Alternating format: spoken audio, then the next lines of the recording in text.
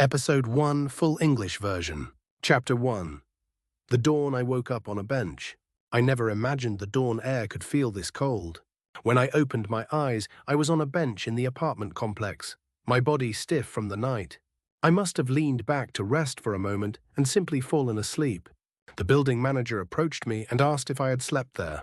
Embarrassed, I stood up quickly. I told him I was fine, but a dull sting settled in my chest. I wondered when things had started to reach this point. After 25 years in a major corporation, the only thing I had truly learned was how to endure. Hold on, endure and then endure some more. That had been my role, and I had accepted it. But when your body finally stops listening, there's nothing to do but freeze. That's how today felt, as if something inside me had simply shut down. Walking through the complex, I ran into a few neighbors. They joked about how much the apartment prices had gone up, saying I must be treated well at home now. I laughed on the outside, but something cold moved inside me. Sometimes it felt like the only thing I had gained in life was this apartment's value. People expected me not to fall, not to let anything slip. Enduring had become my assumed responsibility. Standing in front of my door, I thought of my son, Haksu. He had recently been excited about a scout offer. But the next thing he said had shaken me. He told me he didn't want to live like me, that he would never work for a big corporation. The words hit me hard. It felt as if the life I had built was being dismissed. The world I clung to for decades was something my own son was choosing to walk away from. When I opened the door, the house was silent. A strange exhaustion lingered in the air. To others, my day might look admirable, maybe even successful. But standing upright in my own life often felt harder than anyone imagined. Keeping this so-called ordinary life together had cost me more than I ever said aloud. Words wouldn't come easily, even when I wanted to explain it. That's how the day started. And all day, my heart kept shaking. Something inside me felt dangerously close to collapsing. Chapter 2. The pressure, waiting behind the office doors. My commute looked the same as always, but the tension hung thicker than the morning air. As soon as I stepped into the lobby, my shoulders tightened, as they always had. A habit built over years. You walk in, straighten your posture, sharpen your mind, and prepare yourself. Comfort never belonged to my position.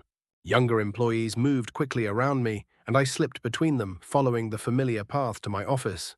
The moment I entered the office, the team leader called me over.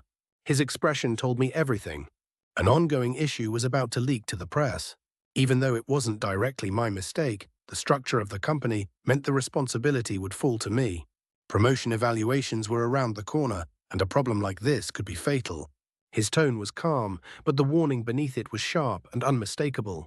I drew in a long breath. The company had always tested me like this. If I endured, I survived. If I faltered, even once, it could all end instantly. I had walked that thin line for too long. Success had always felt distant, and I kept stretching my hand toward its shadow. But today it felt farther than ever. The team leader continued. Reporters had likely begun digging. If I wanted this to pass quietly, I had one day to resolve it. My throat tightened. People might think I'm steady, dependable, even strong. But the truth is, I've survived by holding my fear in my teeth, hoping it didn't tear me apart. After he left, I stood at my desk for a long moment. This desk held my entire working life, yet it suddenly felt foreign. Just sitting down made bitterness rise from my chest. Part of me believed I could endure again, as always. Another part feared I was nearing the limit. The office air felt heavy, too heavy for a normal day. Still, I opened my notebook and placed my hand above the page. There wasn't anything else I knew how to do. Endure and try again. Chapter 3. Two worlds at the same table. The commute home felt unusually long. The pressure from work clung to me, and the memory of what my son had said weighed even more. When I opened the door, Haksu was sitting at the dining table. His expression was calm, but he looked like someone who had made up his mind. I asked first. He had been excited about the scout offer, so why had he said he wouldn't join a large company? He hesitated, then answered quietly. It wasn't that the way I lived wasn't respectable, but that it looked unbearably hard, and he didn't want to live bound to something forever. His words sank into me. The road I had built with decades of endurance was the very road my son wanted to avoid. It hurt more than I expected, but I tried to listen. Still, my heart wouldn't settle.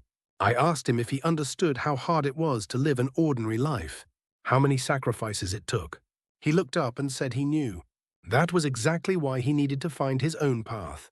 The world I had built began to tremble inside me. He wasn't rejecting me. He was choosing himself.